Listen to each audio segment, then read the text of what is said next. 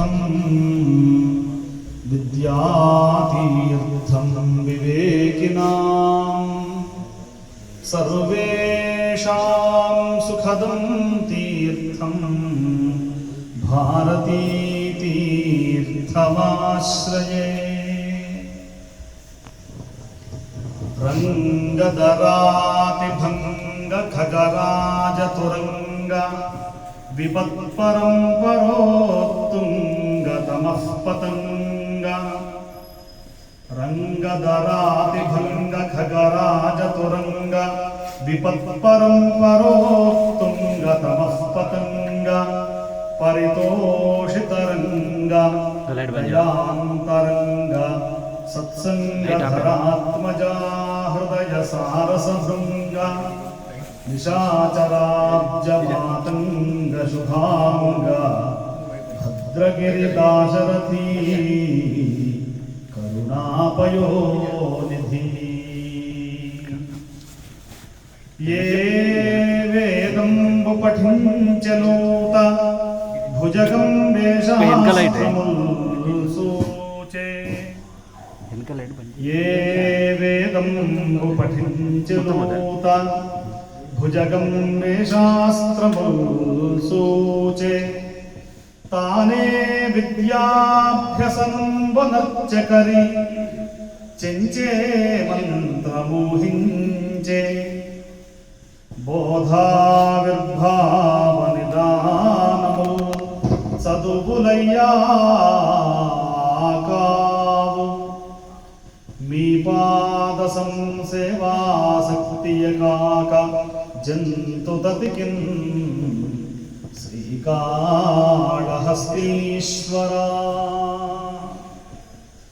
రామం రామానుజం సీతాం భరతం భరతానుజం సుగ్రీవం వాయుసూనం చ ప్రణమామి పునః పునః।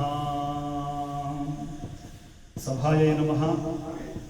శ్రీ రామభద్ర క్షేత్రంలో వేంచేసి ఉన్నటువంటి శ్రీ సీతారామచంద్ర స్వామి వారి దివ్య పాదపద్మాలకు నమస్కరిస్తూ, ఇవాళ ఈ క్షేత్రం ఇంత దేదీప్యమానంగా వెలుగొందుతున్నది అంటే జగద్గురు మహాస్వామి వారి యొక్క ఆశీర్వాదం।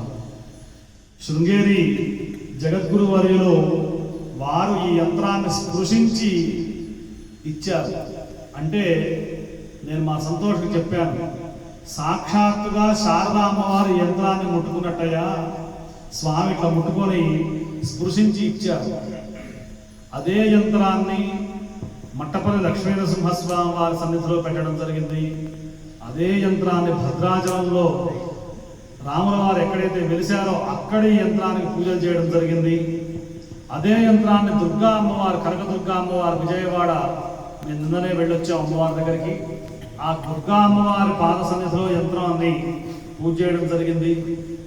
మరి ఓంకారేశ్వర స్వామి ఆసిఫ్ నగర్లో ఉన్నటువంటి రాజరాజేశ్వరి సమేతుడైనటువంటి ఓంకారేశ్వర స్వామి సన్నిధిలో పూజ చేయడం జరిగింది। ఇంకా విశేషంగా నేను ఎప్పుడు కూడా ఉపన్యాసాల్లో చెప్పలేదు, ఆ చెప్పని మాటని వాడు చెప్తున్నాను, ఎందుకంటే నాకు మళ్ళా సమయం అనేది చాలా తక్కువ ఉంది। నేను కూడా బాగా మాట్లాడి అలసిపోయి ఉన్నాను, ఎందుకంటే దాదాపు ఈ వారం 2 వారాల్లోనే ఒక 2000 కిలోమీటర్ల ప్రయాణం చేసినటువంటి వాళ్ళం మేము। విశేషం ఏంటంటే అంత అలసిపోయినా కూడా ఆనందం ఉంది, ఎందుకంటే పోయిన వారం శృంగేరి జగద్గురు ఉభయ జగద్గురువుల దర్శనం చేసుకున్నాం। నిన్న కంచికామకోటి పీఠాధీశ్వరుల దర్శనం చేసుకున్నాం। ఎంత గొప్ప శక్తి, ఎంత గొప్ప ప్రేమ, ఎంత గొప్ప ఆదరణ, ఎంత గొప్ప అభిమానం అంటే అక్కడ సదాశివ రుద్రుడి నుండి మొదలైంది, ధర్మస్థల మంజునాథ స్వామి దగ్గర నుండి మొదలైంది, సౌతార్క గణపతి మా అనంతకృష్ణన్న ప్రత్యేకంగా చెప్పి తీసుకెళ్ళారు ఆ గణపతి దేవాలయాన్ని। ఆ తర్వాత శృంగేరి జగద్గురువులు శారదా అమ్మవారిని ఒక్కసారి దర్శిస్తే శారద నీరవేందు ఘనసార పటీర మరాళ మల్లికాహార తుషారఫేర రజతాచలకాశ ఫణీష కుంద మందార సుధాపయోధి సితతామర సామర వాహిని శుభ ఆకారత నొప్పు నిన్ను మది కానగనన్నడుగల్గు భారతి అన్న శ్లోకానికి నిలువుటద్దం శృంగేరిలో ఉన్నటువంటి శారదా అమ్మవారు. శంకరాచార్యుల వారు దేశం ఇంత పెద్ద దేశంలో అక్కడ ఎందుకు పెట్టారు శారదా అమ్మవారిని అంటే ప్రత్యేకమైనటువంటి కారణం ఉంటుంది. శంకర సాక్షాత్ వ్యాసో నారాయణో హరి అన్నట్టు ఆదిశంకరాచార్య స్వామి వారు జ్ఞాన జ్యోతులు ఈ భారతదేశం నుండి ప్రపంచంలో ఉన్నటువంటి అన్ని దేశాలకి కాంతి ప్రసరణ, జ్ఞాన ప్రసరణం కావాలి అని అక్కడ శారదా అమ్మవారిని స్థాపించారు. దక్షిణాంనాయ శృంగేరి శారదా పీఠాన్ని అక్కడ నెలకొల్పారు.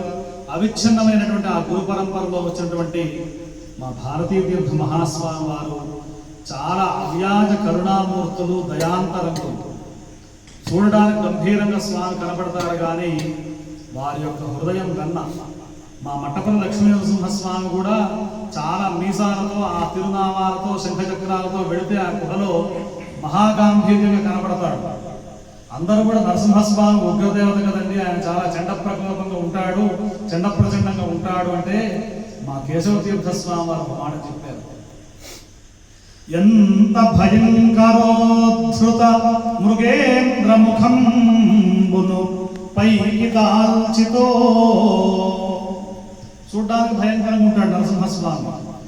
ఎంత భయంకరోద్ధృత మృగేంద్ర ముఖంబును పైకి దాల్చితో అంత మహాదయార్ద్ర హృదయంబును గల్గిన స్వామి వీవు.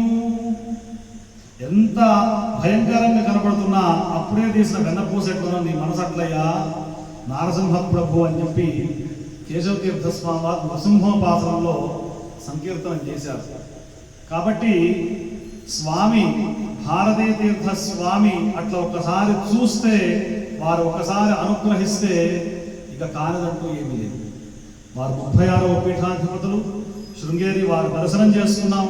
వారు ఇట్లా చెయ్యి ఇట్లా అంటే చాలు, వారు దర్శనం చేసుకుంటే చాలు. ఉభయ జగద్గురువుల్ని చాతుర్మాస్యంలో దర్శించడం విశేష ఫలప్రదం. వారి అనుగ్రహాన్ని తీసుకొని, శారదామ్మ అనుగ్రహాన్ని తీసుకొని ఇక్కడికి వచ్చి మళ్ళా కంచిస్వామి వారి దగ్గరికి కాకినాడ చాగంటి కోటేశ్వరరావు గారు ప్రవచన చక్రవర్తి, అక్కడ ఆకుండి లక్ష్మీ స్మారక గోశాలలో కంచిస్వామి వారు చాతుర్మాస్య వ్రతం చేస్తూ ఉన్నారు. మేము వారి దగ్గరికి వెళ్ళగానే మా మహాసభలో కరెక్ట్గా ఆ త్రిపుర సుందరి సమేత చంద్రమౌళీశ్వరుడికి హారతిస్తున్నారు. అక్కడ లైట్లు లేవు, ఫ్యాన్లు లేవు, మొత్తం దీపాలతోనే ఉంది చీకట్లు.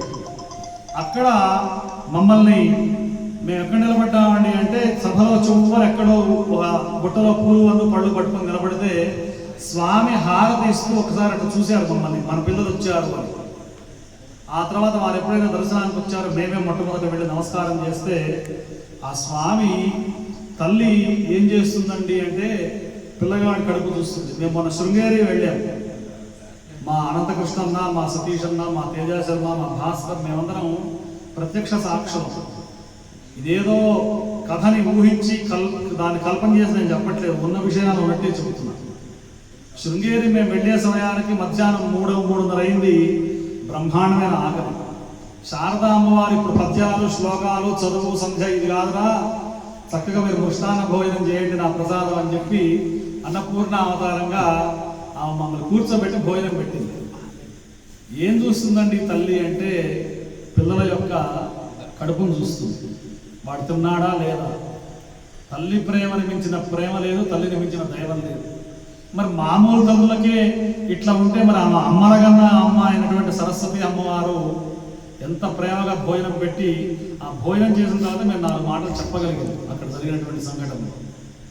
నిన్న కంచిస్వామి వారి దగ్గరికి వెళ్ళినప్పుడు కూడా మేము అన్ని వేల మంది, లక్షల మందిలో ఎక్కడో చివర ఉంటే స్వామి ఫస్ట్ మమ్మల్ని పిలిచి ఆశీర్వదించి అక్కడ ఉన్నటువంటి శిక్షకులలో ముఖ్యులను పిలిచి, వీళ్ళు సంస్కృతి బ్రదర్స్ హైదరాబాద్ నుండి వచ్చారు, రామభద్ర క్షేత్రం, వీళ్ళకి ఫస్ట్ భోజనం పెట్టి తీసుకోరా అంటే అప్పుడు మాట్లాడతా అని చెప్పి వాళ్ళకి చెప్పారు. నేను వెళ్ళడానికి సంశయిస్తే నాకు సంస్కృతంలో చెప్పారు, అహం అత్రైవ తిష్టామి, నేను ఇక్కడే కూర్చొని ఉంటాను, ఏం పర్వాలేదు, భోజనం చేసి రాండి ఎంతసేపు అయినా అని చెప్పి. అయితే అప్పటికి మేము ఆ ప్రసాదాన్ని తీసుకోవడానికి సిద్ధంగా ఉన్నటువంటి సమయంలో కంచిస్వామి ఏం చూశారంటే హైదరాబాద్ నుండి పడొచ్చారు కారులో పిల్లలు, భోజనం చేశారో లేదో అని చెప్పి ఆయన ఫస్ట్ భోజన ప్రసాదాన్ని ఇచ్చారు.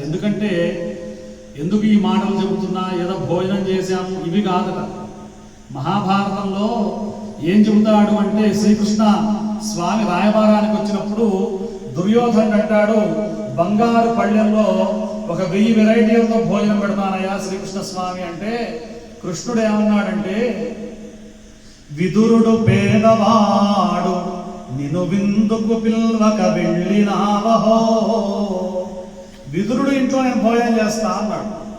విదురుడేమో మహాపేదవాడు, కృష్ణ పరమాత్మకి వెండి కంచం కాదుగా మామూలు ఈ మోదుగా విస్తరంలో కూడా భోజనం పెట్టలేనటువంటి అశక్తుడు.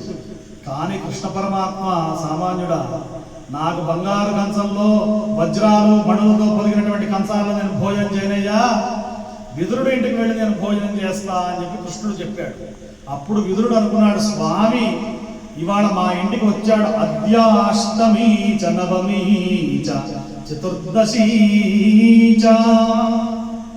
భారత సావిత్రి హరివంశ మహాపురాణంలో శ్లోకాలు.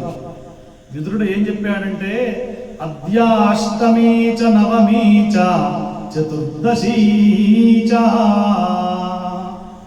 ఓ ముకుందా, నువ్వు మా ఇంటికి రావడమే నాకు పెద్ద పుణ్యమయ్యా అని చెప్పి ఏం పెట్టాడండి అంటే, ఇంకో ఈ అరటి పళ్ళని మన విదురుడు భార్య ఈ అరటి పళ్ళు ఒలిచి ఈ తొక్కలేమో కృష్ణుడు నోట్లో పెడుతున్నారు, ఇందులో ఉన్నటువంటి పండేమో నేల మీద పడుతున్నది. ఎవరన్నా చూస్తే కృష్ణుడు బంగారు పళ్ళాల్లో భోజనం చేసి కృష్ణుడికి ఈ అరటి తొక్కలేందండి, పండు కూడా పెట్టట్లే, కనీసం పండు కింద పడుతుంది అని చెప్పి అనుకుంటే, వాళ్ళ భక్తి రసం చేత గద్గదమైనటువంటి హృదయాలతో ఆ బాష్ప ధారావళులతో వాళ్ళు కృష్ణుడికి అరటిపళ్ళే పెడుతున్నామని చెప్పి, మా ఇంటికి కృష్ణుడు అంతటి వాడు వచ్చాడు, ఇంత మేము పేదవాళ్ళం అని చెప్పి వాళ్ళు భక్తి తత్పరతతో ఆ అరటి తొక్కులు పెడితే కృష్ణుడు అది మృష్టాన్న భోజనంగా కృష్ణ పరమాత్మ భోజనం చేశాడు. విదురుడు పేదవాడు నిను విందుకు పిల్వక వెళ్ళినావహో, సదయుడవీవు స్వామి మరి సత్యదరిద్రుడా. అట్లా విదురుడి ఇంటికి వెళ్ళావయ్యా కృష్ణ పరమాత్మ, పిలవకుండానే వెళ్ళి ఏదో మంచినీళ్ళలో ఏదో పాలో తీసుకున్నావు, అదే నీకు షడ్రసోపేతమైన భోజనంగా భావించావు. మరి నేను ఎటువంటి వాడినయ్యా అంటే సత్యదరిద్రుడు, నేను ఏమీ లేనటువంటి వాడినయ్యా. రమ్మునా హృదయపు పూరి కుంపకు హరి నృహరి శ్రీ నిగమాద్రి మందిరా. మా కేశవతీర్థస్వామి వారు చెప్తున్నారు నరసింహస్వామి, ఓ నారసింహ ప్రభు నువ్వు ఎక్కడికి రావాలయ్యా అంటే, నా హృదయపు పూరి కుంపకు, ఒక పూరి గుడిసె లాంటి హృదయమయ్యా నాది, అంత పేదవాడిని నేను, నా హృదయపు పూరి కుంపకు వచ్చి ఇక్కడ కూర్చోవయ్యా, నా హృదయ కమలంలో నీ ఆవాసానికి పాదాన్ని మోపవయ్యా అంటే కరుణశ్రీ గారు చెప్పారు, కూర్చుండ మా ఇంట కురుచీలు లేవు, నా హృదయాంకమే చేతి కందివ్వనుంది. స్వామి నువ్వు మా ఇంటికి నేను పిలుద్దామంటే మా ఇంట్లో కుర్చీ లేదయ్యా. పాద్యము నిడమాకు నారికేళము లేదు, నీకేదైనా పాద్యము అర్ఘ్యం ఇద్దామంటే కాస్త శుద్ధమైన జలం ఒక కొబ్బరికాయ ఇద్దామంటే అది కూడా లేదయ్యా. కూర్చుండ మా ఇంట కురిచీలు లేవు, నా హృదయాంకమే చేతి కందివ్వనుంది. పాద్యము నిడమాకు నారికేళము లేదు, కన్నీళ్లతో కాళ్ళు కడుగనుండి. నా కన్నీళ్లతో స్వామి నీ పాదాలు కడుగుతానయ్యా. నైవేద్యమిడమాకు నారికేళము లేదు, హృదయమునే నీకు సమర్పించనుండి. ఇది అత్యద్భుతమైన పద్యం. ఇంకా నా రామభద్ర క్షేత్రంలో కూర్చొని చెప్తే మరి కళ్ళెమ్మ నీళ్ళు వచ్చేటువంటి సంఘటన నిన్న మా సంతోష్ చూశాడు. ఆ మోపిదేవిలో కానీ కనకదుర్గమ్మ వారి దగ్గర కానీ మా సోమయాజు లక్ష్మీనరసింహ శాస్త్రి గారు భాషా వాచస్పతి వారి ఆశీర్వచనం తీసుకుంటే వారు తిరుపతి వెంకట కవుల్ని కళ్ళతో చూసినటువంటి మహానుభావులు. ఆయన పద్యాలు చెప్తుంటే మేము ఏడ్చాం. అంటే ఒక ఆనంద అమృత ధార అనేది కలుగుతుంది. కాబట్టి ఈయన పేదవాడా ధనికుడా ఇటువంటి భేదాలు సామాన్య మానవులైన మనకు కానీ పరమాత్మకు లేదు. కాబట్టి భక్తితో పత్రం పుష్పం ఫలం తోయం యోమే భక్త్యా ప్రయచ్చతి అని కృష్ణుడు చెప్పాడు అంటే ఆ ఉత్తర శ్లోకం అర్థం తెలుసుకుంటే అర్థం కాదు. మహాభారతం చదవాలి. మనిషికి ఒక పరిపక్వమైన స్థితి రావాలి. ఇప్పుడు ఈ అజ్ఞానాంధకారం లోకంలో ఉన్నటువంటి ఈ మోహాలని పోవాలంటే మహాభారతం చదవాలి. మహాభారతం చదివితే నశూద్ర భగవద్భక్త విప్రా భాగవత స్మృతా అని చెబుతాడు. కాబట్టి అనేకమైన రహస్యాలు ఉన్నాయి. ఆ రహస్యాల్లో ఎందుకు చెబుతున్నారు అంటే జగద్గురువుల యొక్క అనుగ్రహం, గురు కటాక్షం. నగురోరధికం నగురోరధికం నగురోరధికం నగురోరధికం శివశాసనతః శివశాసనతః శివశాసనతః శివశాసనతః అని చెప్పి స్కాంద మహాపురాణం చెబుతుంది. గురువుని మించినటువంటి దైవం లేదు. మా సంతోష్ కూడా గురువు అనుగ్రహంతోనే ఈ గుడి కట్టాడు. ఈయన ప్రజ్ఞాపాఠాలు ఏమీ లేవు ఇందులో. కృష్ణానంద సరస్వతి స్వామి వారిని సేవించినటువంటి ఫలం. మా నాన్నగారు కొడవడిగంటి కృష్ణమూర్తి గారిని రోజు వచ్చి మా ఇంటి కాళ్ళు ఒత్తేవాడు. రాత్రి 12ంటికి వస్తాడా, 1 గంటకు వస్తాడా, 2ంటికి వస్తాడా అసలు మాకు తెలవదు. రావడం, అరే అన్నం తిన్నావారా అంటే ఆ తిన్నా పెదనాన్నగారు అంటే నీ మొహం చూస్తుంటే తెలుస్తుంది నువ్వు తినలేదంటే ఆయనే కలిపి పెడుతుండేవారు రాత్రి 2ంటికి. ఇంకోటి ఏంటంటే వారు భోజనం పెడితే వారు చెప్పిన పద్ధతి ప్రకారం మనం తినాలి తప్ప మనం చెప్పిన పద్ధతి ప్రకారం తినడం సాధ్యం కాదు. 2ంటికి 3ంటికి వస్తుండే పాపం అన్నం తినకుండా. మళ్ళా బస్సులో కాలేజీకి అక్కడికి వెళ్తుంటే ఎన్నోసార్లు 10 రూపాయలు 5 రూపాయలు 20 రూపాయలు చేర్పిస్తుండే. అంటే ఆ రోజులు అవే గొప్ప.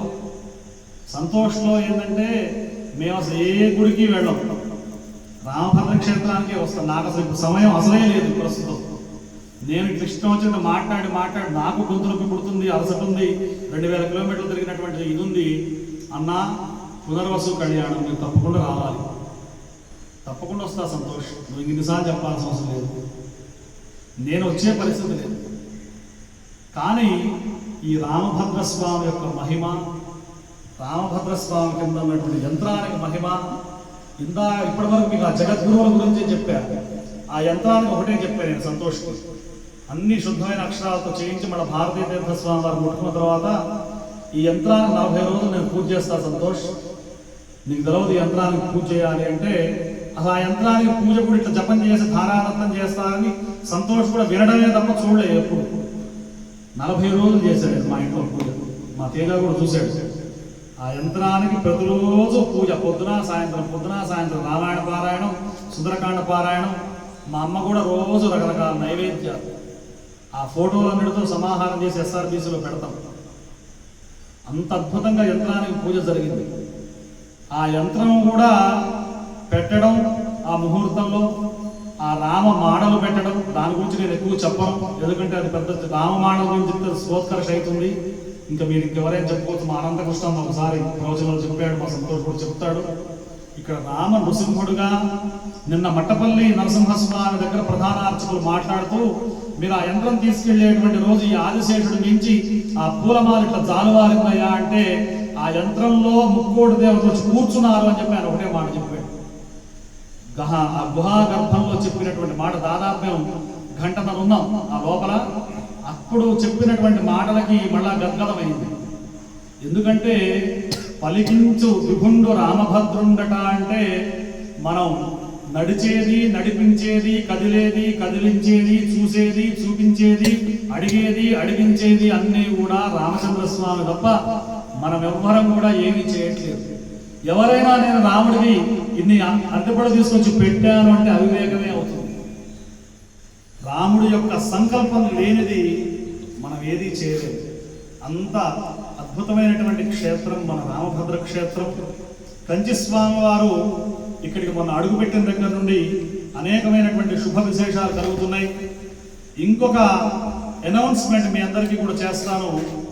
ఏమిటండి అంటే మా సంతోషం మొన్న కాకినాడలో స్వామివారిని మళ్ళా భాగ్యనగరం వైపు తెలంగాణలో పర్యటన ఉంటే రామభద్ర క్షేత్రంలో ఇక్కడ పీఠం పెట్టాలి అని చెప్పి అడిగాడు.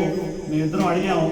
తప్పకుండా ఇక్కడ కంచి స్వామి వారు మన తెలంగాణ పర్యటనకు వచ్చినప్పుడు రామభద్ర క్షేత్రంలో ఇక్కడ పీఠం పెట్టి ఇక్కడ పూజలు చేస్తాం, త్రికాల పూజలు అని చెప్పి వారు ఆశీర్వదించారు. మనందరూ కూడా గట్టిగా కరతాళధ్వనులతో చెప్పుకోవాల్సిన విషయం. ఎందుకంటే ఈ దేవాలయంలో చేసే ప్రతి చిన్న పని కానివ్వండి, ప్రతి పెద్ద పని కానివ్వండి, చాలా పవిత్రంగా చేయడమే దీనికి కారణం. ఇంతమంది సహకారం మనం చేస్తున్నాం అంటాడు. నిజంగా ఎవరైనా చూస్తే సంతోష్ మాకిచ్చే ప్రిఫరెన్స్ చూసి అన్నవాళ్ళు ఒక 5 కోట్లు ఇచ్చారా 10 కోట్లు ఇచ్చారా రామాలయానికి అనుకుంటారు. నేనేమీ ఇవ్వలేదు. కానీ ఇక్కడ మీరు ఇచ్చారా ఇవ్వలేదా కదా, ఇచ్చామని అనుకున్నా కూడా అదొక పెద్ద దోషమే అవుతుంది. మనం ఇంత కొబ్బరి చెప్పు ఇచ్చినా ఒకటే, 1 కోటి రూపాయలు ఇచ్చినా ఒకటే రాముడికి. ఆ భక్తి అనేది ఉండాలి. సమర్పించామనేటువంటి కర్తృత్వ భావన, అహంకార భావన మనకు ఉండకూడదు. ఎందుకంటే కొండంత దేవుడికి కొండంత పత్రి పెట్టగలమా మనం? ఆయన ఒక మహాపర్వతం. రాముల వారంటే త్రిస్థిర త్రిప్రలంబశ్చాత్రిశమస్త్రిషుచోన్నత అని చెప్పి సుందరకాండలో చెప్తాడు ఆంజనేయ స్వామి. కాబట్టి ఆయనకు మనం ఏం చేయగలం? రాముడికి భక్తితో ఒక తులసీదళమో, ఒక జామపండో, ఒక అరటిపండో, అసలు పాలో తప్ప మనం నిజంగా అర్చన చేయడానికి కూడా, ఆ రాముడి దగ్గర కూర్చోవడానికి కూడా మనం అసలు సమర్థం కాదు. అంత ధర్మం మనలో ఉందా? సత్యం మనలో ఉందా? నిష్ఠ ఉందా? ఏముందండి మనలో? ఏమీ లేదు. అసలు సీతామ్మవారికి మనం కన్యాదానం చేయగలమా? అశక్తులం మనం. కానీ భక్తి పురస్సరంగా స్వామి నాకు కలిగింది ఇది, నా భక్తితో నేను నీకు ఇది చేస్తున్నాను అని చెప్పి అమ్మవారి కళ్యాణం చేస్తున్నాం. పునర్వసు నాడు భద్రాచలంలో నిత్య కళ్యాణం చేసే దగ్గరనే మా విగ్రహాలను, మా ఆదిశేషుణ్ణి, రాముల వారిని, సుదర్శన చక్రాన్ని అన్నీ కూడా గోదావరిలో అభిషేకం చేసి తీసుకెళ్తే చక్కగా నైవేద్యం పెట్టి మాకు ఇచ్చారు. గుహాగర్భంలో అక్కడ స్వామి రాముల వారి పాదాల దగ్గర. ఎవరిని మేము చెప్పలేదు, రికమెండ్ చేయలేదు. వాళ్ళు రావడం మంగళ వాయిద్యాలతో మమ్మల్ని తీసుకొని వెళ్ళారు. భద్రాచలంలో మండు టెండర్లో 2017 ఏప్రిల్ మే నెలలో మాట. నేను 40 రోజులు చక్కగా రాముడికి ఈ యంత్రానికి పూజ చేసేటువంటి భాగ్యం కలిగింది. అది రాముడే చేయించుకున్నాడు. నేను చేశాననేటువంటి కర్తృత్వ భావన కూడా నాకు లేదు. కానీ అప్పుడు సమయం ఉంది, ఆ సందర్భం అట్లా కలిసి వచ్చింది. మా అన్నయ్య కూడా, మా సంతోష్ చెప్పాడు గుడి కట్టడానికి ముందు, అన్న మీరిద్దరు రావాలి అంటే మా అన్నయ్య చెప్పాడు, ఫస్ట్ తమ్ముడు వస్తాడయ్యా, నేను ప్రతిష్టకు వస్తా అని చెప్పి వచ్చాడు. ఒక రోజు ముందు కరెక్ట్గా ప్రతిష్ట ముందు వచ్చాడు. మరి మాడుగుల మాణిక్య సోమయాజులు గారు, బ్రహ్మానంద తీర్థస్వామి వారి జగద్విఖ్యాతులు, వారి కరకమలాల చేత మా కాసుల చంద్రశేఖర శర్మ గారు గొప్ప పండితులు, అట్లాగే బోధన్ నారాయణ శర్మ గారు ప్రసిద్ధ రామోపాసకులు, మన తెలంగాణ ప్రాంతంలో గొప్ప పండితులు వారు. కొంతమంది పండితుల దగ్గర మనం నేర్చుకోవాలి. ఎంత ఎదిగినా కూడా ఒదిగి ఉండేటువంటి తత్వం కొంతమంది దగ్గరే ఉంటుంది. ఇంకొంతమంది ఉంటారు, వాళ్ళకి అసలు ఏమీ రాదు, వాళ్ళే మహాపండితులు అని చెప్పి గడ్డాలు పెంచుకొని, నామాలు పెట్టుకొని, బొట్లు పెట్టుకొని, రకరకాలైనటువంటి వేషధారణతో కనబడుతున్నారు ఆధునిక సమాజంలో. అన్ని ప్రాంతాల్లో, ఒక ప్రాంతంలో అని కాదు. కానీ నిష్ఠ ఉందా? ఉపాసన ఉందా? ఒక అపశబ్దం లేకుండా ఒక శ్లోకం చదవడం వచ్చా? ఒక పద్యం చదవడం వచ్చా? లేదా రాముడికి ఒక తులసీదళం పెట్టడం వచ్చా? శంకరుడికి ఒక బిల్వదళం పెట్టడం వచ్చా అనేది మనం ఆలోచించుకోవాలి. మనం ఆ రాముడిని భక్తిగా, శ్రద్ధగా అర్చిస్తే ఆయన అన్నీ ఇస్తాడు. కాబట్టి ఈ రామభద్ర క్షేత్రంలో ఇంత భక్తి పురస్సరంగా ఇన్ని కార్యక్రమాలు జరుగుతున్నాయి. గోశాల జరుగుతుంది, వేద పాఠశాల, వేదం ఎక్కడైతే ప్రతిధ్వనిస్తుందో. మా సంతోష్, మా అన్నయ్య 2017లో చెప్పిన మాట మళ్ళీ చెప్తున్నా నేను 2022లో. సంతోష్, ఇక్కడ వేదం చదవడానికి, సంగీత కచేరీ చేయడానికి, స్వామి దర్శనం చేసుకోవడానికి, ఇక్కడ ప్రోగ్రాం ఇవ్వడానికి జనాలు బారు తీరుతారుగా, ఈ ప్రాంతం మొత్తం క్యూ లైన్ కడతారు అని చెప్పి 2017లో చెప్పాడు. మీరు ఇవాళ 2022లో నేను మాట్లాడుతున్నాను. మీరు చూడండి, 2024 నాటికి నేను సాయిబాబా గారు కూడా ఆంజనేయ స్వామి వెనక నుంచి దర్శనం చేసుకోవాల్సిన పరిస్థితి ఉంటుంది. అంత జనసందోహం ఇక్కడ ఉంటుంది. ఎందుకంటే చేసేటువంటి పూజ నిష్ఠ, తీసిన ఆవు పాలతోనే అభిషేకం, ఆవు పిడకల మీద వేసినటువంటి ఆ సాంబ్రాణితోనే ధూపం, పవిత్రమైన హృదయంతో చేసినటువంటి ప్రసాదాలు. ఈ అశ్వత్థనారాయణుడు, ఆంజనేయ స్వామి కంచి స్వామి వారు మొన్న వచ్చి అక్కడ సుబ్రహ్మణ్య స్వామిని రావి చెట్టుకు చూసి ఎంతో ఆనందపడ్డారు. దీన్ని కోలాడులో సభలో చెప్పారు. నిన్న కాకినాడలో చాగంటి కోటేశ్వరరావు గారి సభలో కూడా మమ్మల్ని చాలా ఆశీర్వదిస్తూ రామభద్ర క్షేత్రం గురించి చెప్తే మేము చాలా ఇదైపోయాం. మనం అనుకుంటాం కానీ మహాత్ములు మహానుభావులు వాళ్ళ యొక్క ఆ మృదువుని కుసుమాదవి వజ్రాదవి కఠోరాణి మృదువుని కుసుమాదవి అన్నట్టు వాళ్ళ హృదయం ఎప్పుడు ఎట్లా ఉంటుంది, ఎంత దయాదృష్టి ఎంత కరుణాదృష్టి మన మీద ఉంటుంది అనేది మనం చెప్పలేము. మనం రకరకాలుగా అహంకార భావాలతో ఈ ఈర్ష్యా భావాలతో రకరకాల భావాలు మనం కలిగి ఉంటాం. కానీ ఆ మహాత్ముల యొక్క దర్శనం ఆ కంచి స్వామి వారిని మేము నిన్ను చూస్తేనే ఇదైపోయినాం. మమ్మల్ని ప్రత్యేకంగా చాలా అక్కడ సభలో ఆ షడంగ వేద శాస్త్ర సభ జరిగింది. అసలు నాకైతే ఆ సభలో నిలబడడానికి కూడా అర్హత లేనటువంటి వాడిని. కానీ స్వామి ముందు రోజు రాత్రి చెప్పారు, రేపు ఉదయం 7:30 కోయంబత్తూరు నుండి, చిదంబరం నుండి, హోస్పేట్ కర్ణాటక నుండి, హంపి నుండి అనేక మంది షడంగ పండితులు, అంటే తర్కము, న్యాయము, మీమాంస, వ్యాకరణం, నిరుక్తము, కల్పము, ఛందశాస్త్రం, ఈ పండితులందరూ కూడా కంకణాలు వేసుకొని ఉన్నటువంటి పండితులు. ఏదో లోకంలో ఈ కెమెరాలకు వేసుకునే పండితులు కాదు, నిజమైనటువంటి సరస్వతి పుత్రులు అక్కడ అందరూ ఉన్నారు. ఆ సభలో మీరు రేపు గురువందనం ప్రార్థనా శ్లోకాలు చేయండి, చెప్పండి సంస్కృత సోదరులు అని చెప్పి స్వామి ఆదేశించడం, చాగంటి కోటేశ్వరరావు గారు మమ్మల్ని ప్రత్యేకంగా పరిచయం చేయడం. మామూలుగా వారి ముందు ప్రవచనం చెప్పాలంటే ఎంత ధైర్యం ఉండాలి.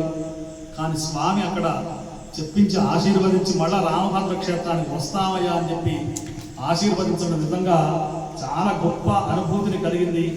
అలాగే మోపిదేవిలో కానివ్వండి, కనకదుర్గమ్మ దగ్గర కానివ్వండి, మట్టపల్లిలో కానివ్వండి, చాలా అద్భుతమైనటువంటి ఆ ఆశీర్వదగ్రహం లభించింది. ఈ అన్ని ఆశీస్సులతో ఈ రామభద్ర క్షేత్రం చాలా గొప్పదైనటువంటి దినదినాభివృద్ధిని మా సంతోషికి ఆ రాముల వారు శక్తిని ప్రసాదించాలని, ఇంత భక్తిగా ఇంత గొప్పగా ఈ వేద పాఠశాల ఇంకా గొప్పగా ముందుకు వెళ్ళాలని చెప్పి, త్వరలో సంస్కృత కళాశాల పాఠశాల ఇక్కడ ఏర్పడాలని చెప్పి నేను కూడా ఒక మాట ఇచ్చాను సంతోషం. నేను పద్యం చదివినా, శ్లోకం చదివినా, ఒక విషయం చెప్పినా చాలామంది ఈ మధ్య చాలా బాగుంది అని చెప్పి పాపం నన్ను ఆశీర్వదిస్తున్నారు. అయితే ఇది నా క్రెడిట్ కాదు, మా నాన్నగారి యొక్క ఆశీర్వచనం. నేను చెప్పా సంతోష్కి, మన రామభద్ర క్షేత్రంలో చిన్నపిల్లలు నాకు 10 మందిని ఒప్పచెప్పవయ్యా, పెద్దవాళ్ళని ఒప్పచెప్పినా కూడా నాకేం పర్వాలేదు, నేను చెప్తాను, ఒక 20 రోజులు 30 రోజుల్లో చెప్పు, వీళ్ళకి ఒక 100 శ్లోకాలు 100 పద్యాలు తల్ల కిందలో నేర్పకపోతే చూడు నా సంగతి అని చెప్పి నేను మాట ఇచ్చాను. అంటే నేనేదో అహంకారంతో ఛాలెంజ్ చేసి నేను చెప్పడం కాదు, విద్య అనేది అందరికీ ప్రసారం కావాలి. అన్ని వర్గాల వాళ్ళని చెప్తాను నేను, ఒక వర్గం అని కాదు. అమెరికాలో చెబుతున్నా, భగవద్గీత చెప్పా, విష్ణు సహస్రనామం కొన్ని 100 మందికి నేర్పించారు. నాకేమిటి బలం అంటే, అమెరికాలో అనేక రాష్ట్రాల్లో విష్ణు సహస్రనామం పుస్తకాలు నేను నా పేరు రాసి వాళ్ళకి ఇచ్చాను, శుద్ధప్రత్యం.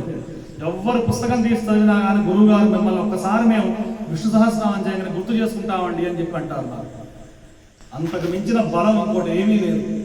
ఆ అమ్మవారి యొక్క అనుగ్రహం, మా మట్టపల్లి లక్ష్మీ నరసింహస్వామి అనుగ్రహం, ఇవన్నీ కూడా అవి ఎస్ఆర్బిసి అని చెప్పి శ్రీ రామభద్ర భక్తి ఛానల్ ఇందులో ప్రసారం అవుతున్నాయి. అందరూ కూడా చూడండి. ఈ రామభద్ర భక్తి ఛానల్ మాత్రమే నేను ఇంటర్వ్యూలు ఇస్తున్నాను, ఏ టీవీ ఛానల్స్ ఇంటర్వ్యూ ఇచ్చేటువంటి సమయం లేదు. మా సంతోష్ ఒకటే చెప్పాడు, ఈ ఛానల్కి మీరే అధిపతి అయితేనే నేను ప్రారంభం చేసుకుంటా అన్నయ్య అన్నాడు.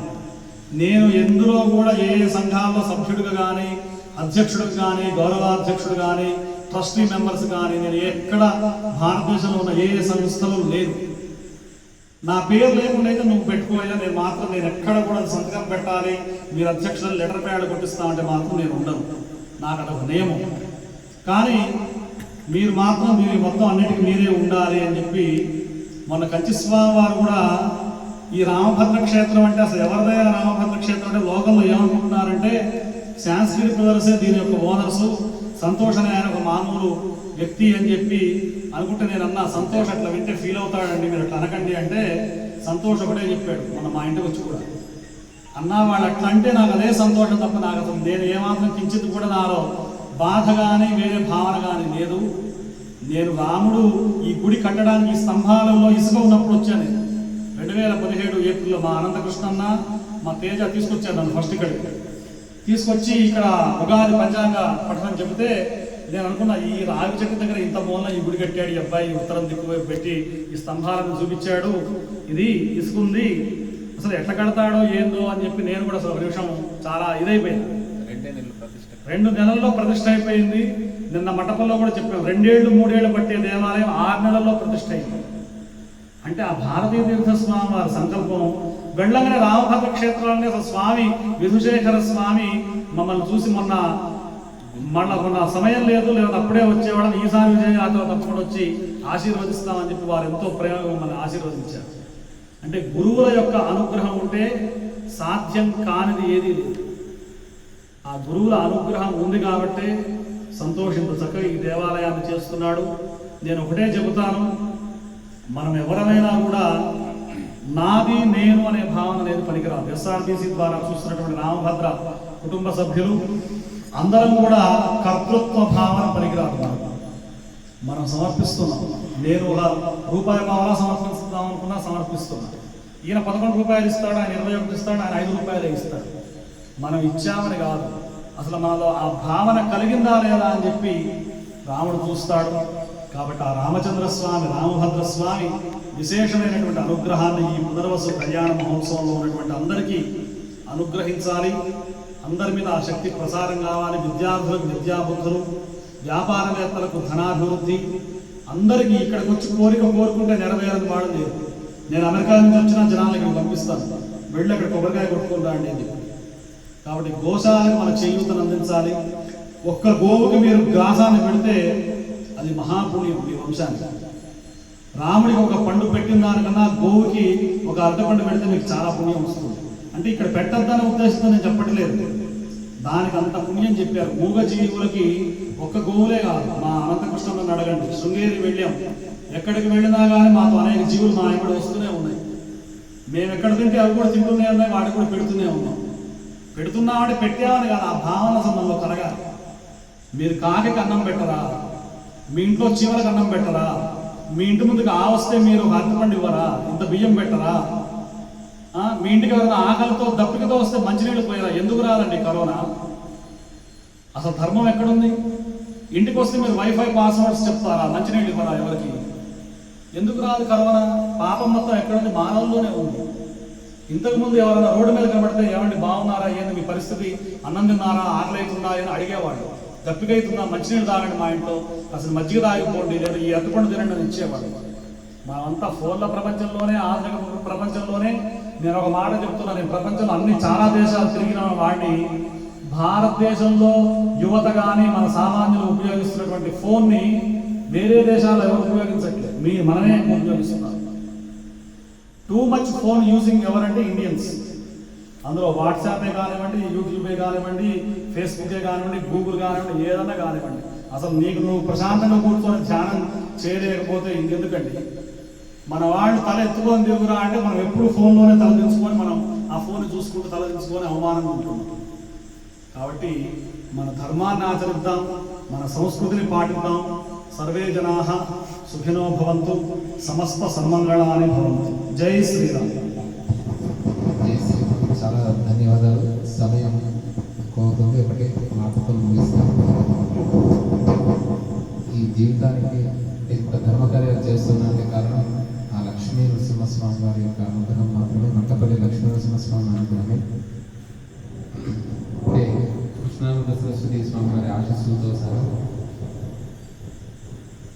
డిగ్రీ 3 సంవత్సరాలు శ్రీనాథనయ్య నిజంగానే మహాదేవుడు ఎలా చూస్తాడు. 3 సంవత్సరాలు కళాశాలలో చూశారు. తర్వాత ఎంఏ 2 ఇయర్స్ యూనివర్సిటీలో ఉండలేను అని అంటే ప్రత్యేకంగా యూనివర్సిటీకి వెళ్ళడం, మొత్తము కూడా శివాలయంలో అర్చన చేయడం, అనేవారి దగ్గరే ఉండడం, అలా వారి ఆశీస్సులు మాత్రమే ఈ ముందుకు కనీసం అంటే ప్రత్యక్షంగా నేను చదువుకోలేకపోయినా కూడా సాంగత్యం ద్వారా, గురువు అనుగ్రహం ద్వారా మాత్రమే నడుస్తుంది. అసలు కోరగానే ప్రతిష్టకు మీరు ఉండాలి ఖచ్చితంగా అంటే ఇప్పటిదప్పుడు మహాదేవుని పంపించడం, తర్వాత శ్రీనాథన రావడం, నన్ను మా తమ్ముడిని ఇద్దరిని కూడా అంటే అంత ప్రేమగా చూసేవాళ్ళు. మా అమ్మ నాన్న తర్వాత మా శ్రీనాథన్న, మహాదేవన్న, మా పెదనాన్న గారు, అమ్మగారు వారితో సమానంగా మనల్ని అలా ఇంట్లో ఇప్పటికీ కూడా మనకు 5 గురువులు అంటారు. అలాంటి ఆశీస్సులు లభించినందుకు చాలా జన్మధన్యమైందని భావిస్తూ అనేక ధార్మిక కార్యక్రమాలకి ఇంకా ముందుకు చేయాలని, ఇంకా అనేక కార్యక్రమాల్లో ఈరోజు ప్రతి నెల పునర్వసు నక్షత్రంలో వస్త్రాలంకరణ సేవ ఎప్పుడు ఎవరు వచ్చినా రాకున్నా కూడా నేనున్నాను అంటూ మా రామభద్ర కుటుంబ సభ్యులైనటువంటి వారు నేనున్నాము అంటూ ఎప్పుడూ కూడా నిలబడుతూ ఉంటారు. ఒక్కరోజు కాదు, ఎప్పుడైతే పరిచయం అయ్యారో ఆ రోజు నుండి ఈ రోజు వరకు అలానే ఉన్నారు. వారిలో మార్పు లేదు. వారికి ఆశీస్సులు పరిపూర్ణంగా ఉండి వారి కార్యాలన్నీ నెరవేరాలని నేను ఆ రామభద్ర స్వామి వారిని స్మరిస్తున్నాను, ఆ మట్టపల్లి నరసింహస్వామి వారిని స్మరిస్తున్నాను. ఈ క్షేత్రానికి ఏ భక్తులు వచ్చినా వాళ్ళందరికీ కూడా అన్ని కార్యాలు కలగాలని, అందరికీ ఒకరికి ఇద్దరికి కాదు ప్రతి ఒక్కరికి కూడా వారి మనస్సులో ఉండేటువంటి ధర్మవాంఛితం నెరవేరాలని కోరుతూ స్వస్తి ప్రజాభ్య పరిపాలయంతాం న్యాయేన మార్గేణ మహిషాః గోబ్రాహ్మణేభ్యः శుభమస్తు నిత్యం లోకాః సమస్తాః సుఖినో భవంతు. రాజా రామచంద్ర మహారాజ్ की जय, सीतामाई की जय, पवनसुत हनुमान की जय। हर नमः पार्वती पतये हर हर महादेव हर